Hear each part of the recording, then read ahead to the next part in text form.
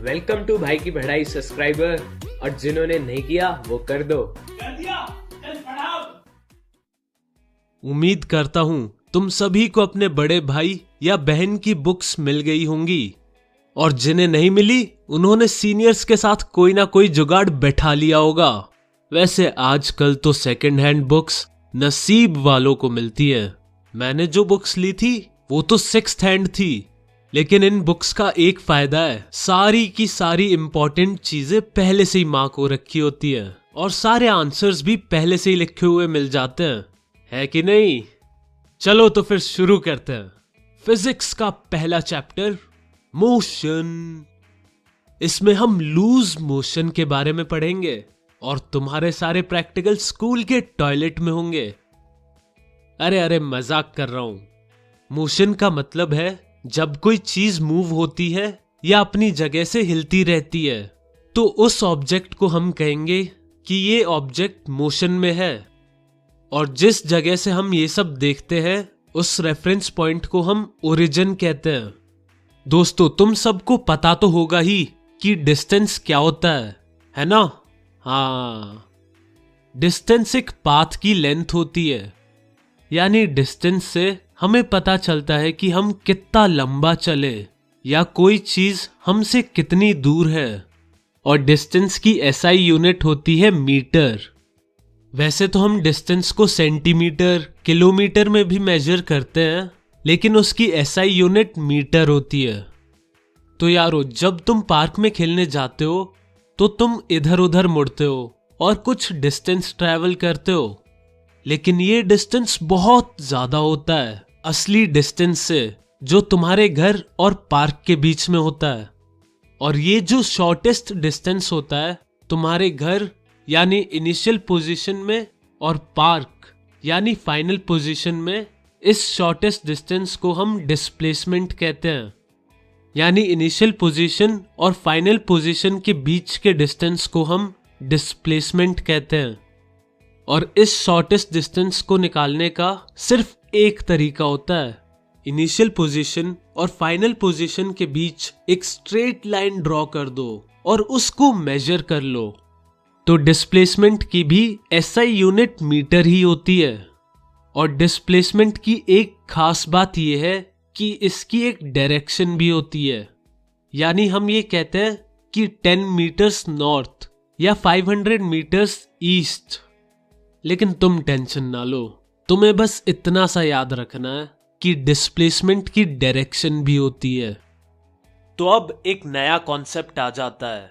अब हम सीखेंगे स्केलर और वेक्टर क्वांटिटीज के बारे में। स्केलर क्वांटिटीज वो होती है जिनके पास सिर्फ एक वैल्यू यानी मैग्नीट्यूड होता है, लेकिन कोई डायरेक्शन नहीं। इसके एग्जाम्पल है डिस्टेंस, स्पीड, मास एटसेट्रा। वहीं वेक्टर वो क्वांटिटीज होती है जिनके पास मैग्नीट्यूड के साथ एक डायरेक्शन भी होता है। और इसके एग्जाम्पल है डिस्प्लेसमेंट, वेलोसिटी, फोर्स वगैरह वगैरह। तो मेन बात है, डिस्टेंस एक स्केलर क्वांटिटी है और डिस्प्लेसमेंट एक वेक्टर क्वांटिटी है।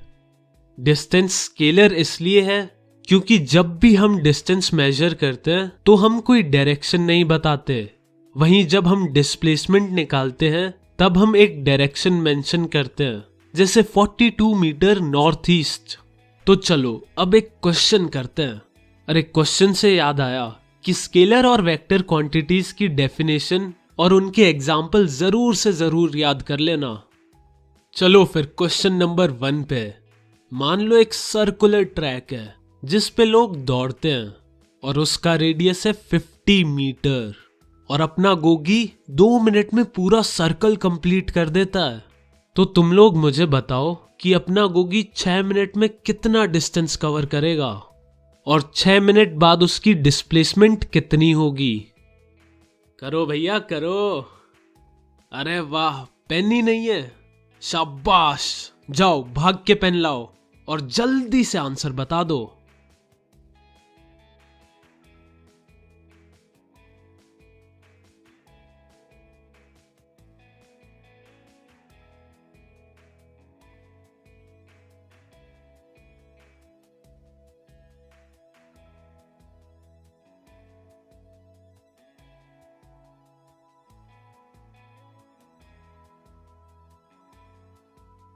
Fast fast. हो गया, बहुत बढ़िया। चलो देखते हैं कि आंसर क्या है। तो यारो मेरा फंडा सिंपल है।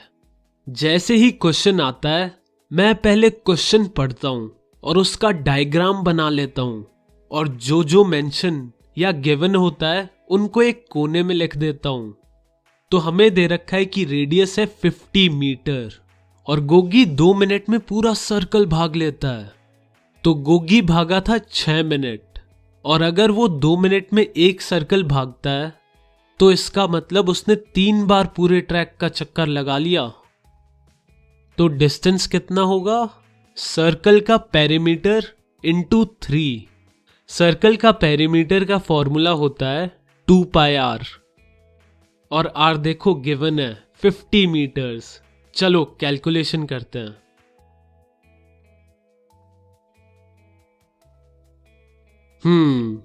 आंसर आया है गोगी 300 पाई मीटर्स भागा, और अगर पाई की वैल्यू रख दो 3.14 तो हमारा आंसर आ जाएगा गोगी ने 942 मीटर्स का डिस्टेंस कवर किया है।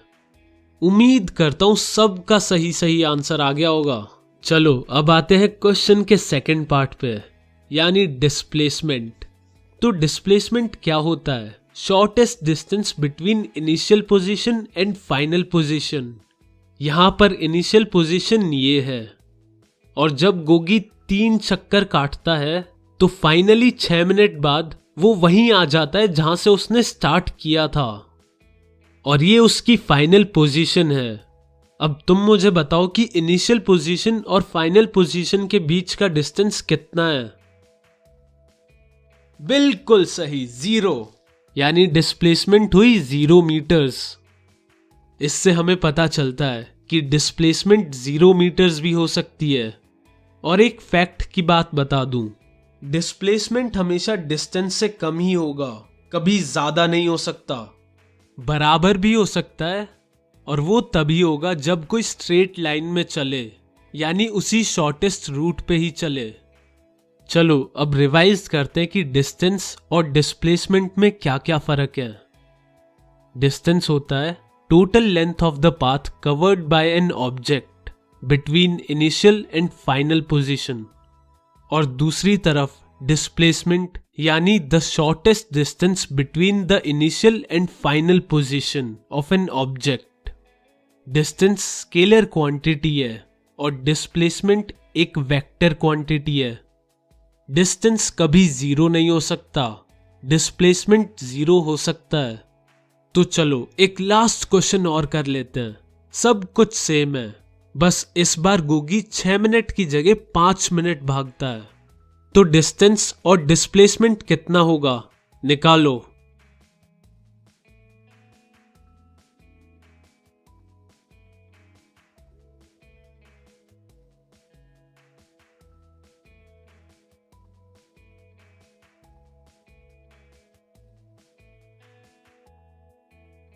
हो गया सबका? Good job. अब सॉल्यूशन देखते हैं। 5 मिनट में गोगी 2.5 राउंड्स ही मार पाएगा। तो डिस्टेंस होगा पेरीमीटर ऑफ सर्कल इंटू 2.5, यानी 2 पाई आर इंटू 2.5। आर है 50 मीटर्स, तो हमारा आंसर आ जाएगा 250 पाई मीटर्स। चलो अब डिस्प्लेसमेंट निकालते हैं। गोगी इनिशियली यहां था, और फिर गोगी 2 राउंड्स मारता है, और फिर एक आधा राउंड मारता है सर्कल का, और वो फाइनली यहां पहुंचता है। तो फाइनल और इनिशियल पोजीशन के बीच का शॉर्टेस्ट डिस्टेंस ये होगा, और ये सर्कल के डायामीटर के बराबर है, और डायामीटर होता है radius into 2। 50 into 2 equals to 100 metre. तो डिस्प्लेसमेंट हो जाएगी 100 मीटर्स। और अगर तुम्हें डायरेक्शन भी दी जाए तो वो भी बता देना। चलो अब लेते हैं एक छोटा सा ब्रेक, तब तक तुम थोड़े से और क्वेश्चन करो, और फिर हम मिलेंगे अगले एपिसोड में।